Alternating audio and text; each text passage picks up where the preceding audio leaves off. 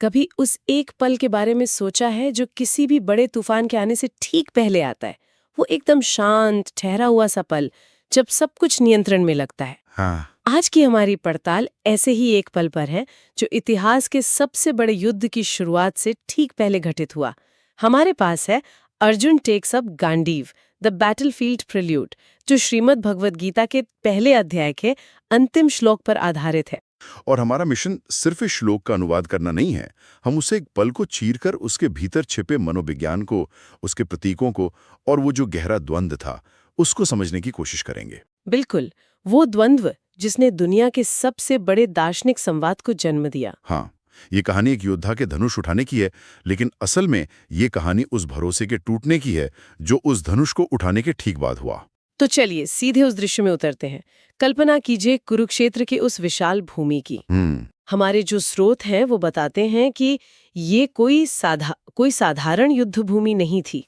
हवा में एक अजीब सी खामोशी थी, है ना? बिल्कुल, एक ठहरा हुआ महासागर जैसा, जिसकी सतह तो शांत है, पर गहराई में मतलब विनाशकारी लहरें उठने को तैयार हैं। हाँ, और उस खामोशी में लाखों सैनिकों की सांसों की आवाज, घोड़ों के हिमहिमाने की एक दबी हुई सी गूंज शामिल थी। सही। एक तरफ कौरवों की विशाल सेना, भीष्म, द्रोण, कर्ण जैसे महारथियों से सजी हुई एक अभेद्य दीवार की तरह खड़ी थी। और दूसरी तरफ पांडवों की सेना, संख्या में कम लेकिन जोश और धर्म के विश्वास से भरी हुई। और इसी तनावपूर्ण माहौल के ठीक बीच में एक रथ है जो सबसे अलग दिखाई देता है। अर्जुन का रथ। स्रोत बताते हैं कि ये रथ दिव्य है, जिसके शिखर पर एक ध्वज लहरा रहा है। कपिध्वज। हाँ, कपिध्वज, क्योंकि उस ध्वज पर हनुमान जी अंकित हैं और रथ पर दो आकृतियां हैं। एक है अर्जुन, उस युग के सर्वश्रेष्ठ धनुर्धर, जिनके चेहरे पर एक योद्धा वाली दृढ़ता है, आंखें सामने खड़ी सेना पर टिकी हुई हैं। और दूसरे हैं उनके सारथी कृष्ण, जिनके चेहरे पर युद्ध का कोई तनाव नहीं है। एक हल्की सी कह सकते हैं रहस्यमयी मुस्कान है, जैसे वो इस युद्ध के हर पल को, हर परिणाम को पहले से ही जानते हैं। ये जोड़ी अपने आप में एक विरोधाभास है। बिल्कुल। एक तरफ कर्म की पराकाष्ठा अर्जुन, जो लड़ने के लिए तैयार हैं, और दूसरी तरफ ज्ञान का स्रोत कृष्ण, जो बस देख रहे हैं, इंतजार कर रहे हैं। और इसी पल में, जब युद्ध शुरू होने में बस कुछ ही क्षण बाकी हैं, वो घटना घटती है जिसे इस श्लोक में कैद किया गया है। मैं इसे पढ़ती हूँ। जी। अथ व्यवस्थितान दृष्ट्वा धार्तराष्ट्रान कपिध्वजः प्रवृत्ते शस्त्र संपाते धनुरुद्यम्य पांडवः। अब पहली नजर में तो ये बहुत सीधा साधा लगता है। हाँ, लगता तो है कि अर्जुन ने सेना देखी और धनुष उठा लिया। तो इसमें इतनी खास बात क्या है? देखिए, आपका सवाल ही इस पूरी चर्चा का आप कह सकते हैं कि केंद्र है। अगर हम इसका सीधा मतलब देखें तो वो यही है जो आपने कहा। जब कपिध्वज अर्जुन ने धृतराष्ट्र के पुत्रों को युद्ध के लिए तैयार देखा और जब शस्त्र चलने ही वाले थे, तब उन्होंने अपना गांडीव धनुष उठा लिया। ये एक एक्शन का पल है, तैयारी का अंतिम चरण।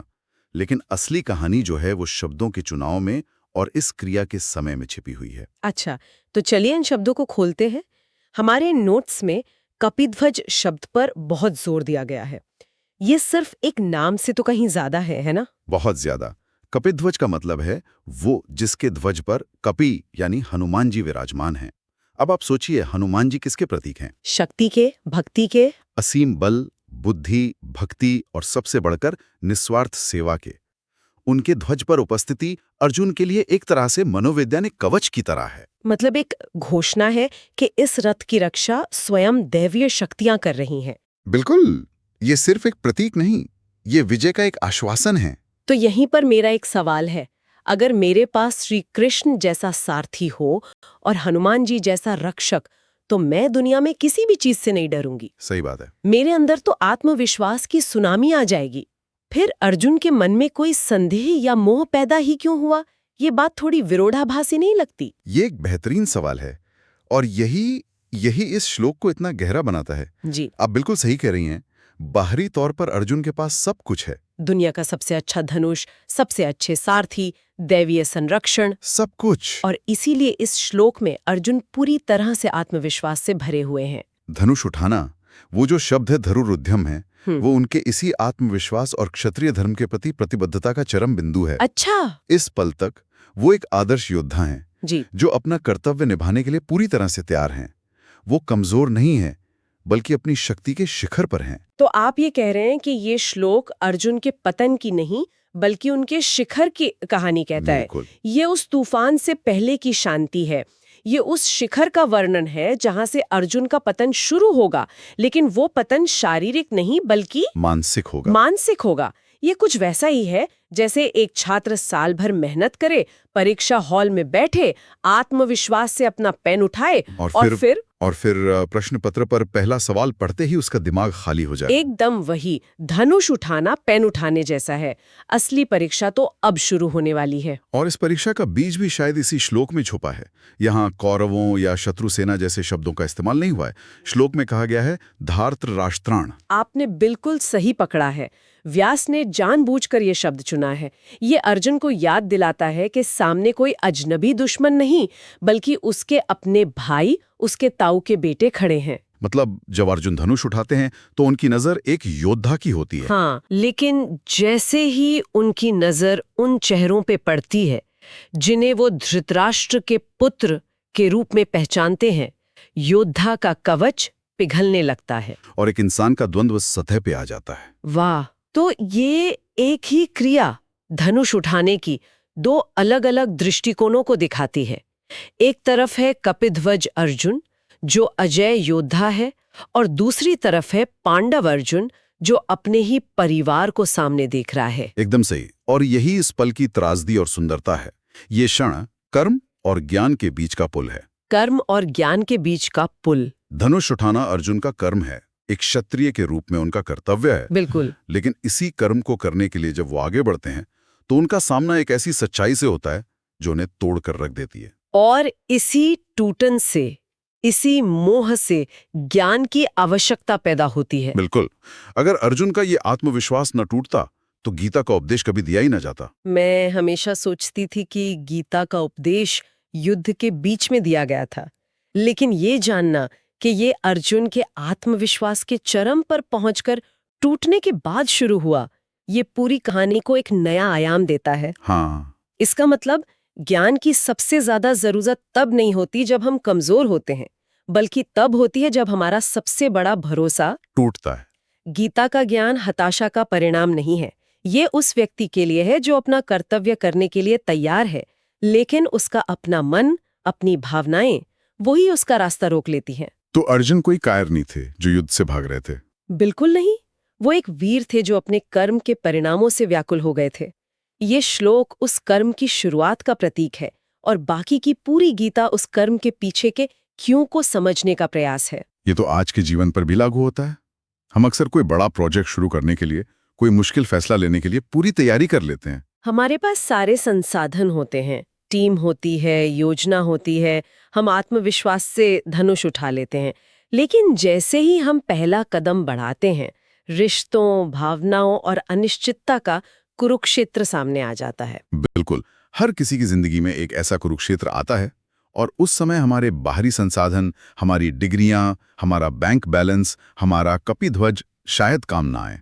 तब जरूरत पड़ती है एक आंतरिक सारथी की। हाँ, एक मार्गदर्शक की जो हमें उस मानसिक द्वंद्व से बाहर निकाल सके। अर्जुन भाग्यशाली थे कि उनके पास कृष्ण थे। हम सभी को अपने जीवन में उस कृष्ण की तलाश करनी होती है, चाहे वो कोई किताब हो, कोई गुरु हो या हमारा अपना विवेक। तो ये श्लोक सिर्फ एक घटना का वर्णन नहीं है, ये एक सार्वभौमिक मानवीय अनुभव का प्रतीक है। ये उस दहलीज का प्रतीक है जिसके एक तरफ कर्तव्य और तैयारी है और दूसरी तरफ भावनाएं और मोह का अथाह सागर। और ये हमें ये भी सिखाता है कि महानता का मतलब भावनाओं का न होना नहीं है ना? नहीं, बिल्कुल नहीं। महानता का मतलब है उन भावनाओं के तूफान के बीच खड़े होकर भी सही रास्ते की तलाश करने का साहस दिखाना। अर्जुन का धनुष उठाना उनकी वीरता थी, लेकिन धनुष रखकर मार्गदर्शन मांगना उनका असली साहस था। उस पल में उन्होंने योद्धा से शिष्य बनने का सफर शुरू किया। सही। तो आज हमने देखा कि कैसे एक अकेला श्लोक एक पूरे महाकाव्य का मंच तैयार करता है।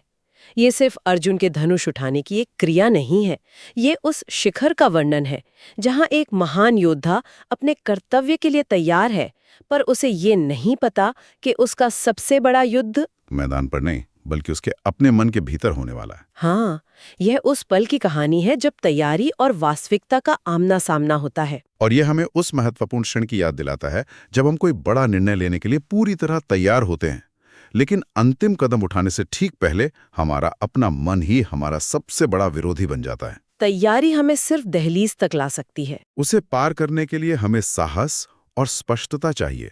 ये श्लोक उस दहलीज का प्रतीक है।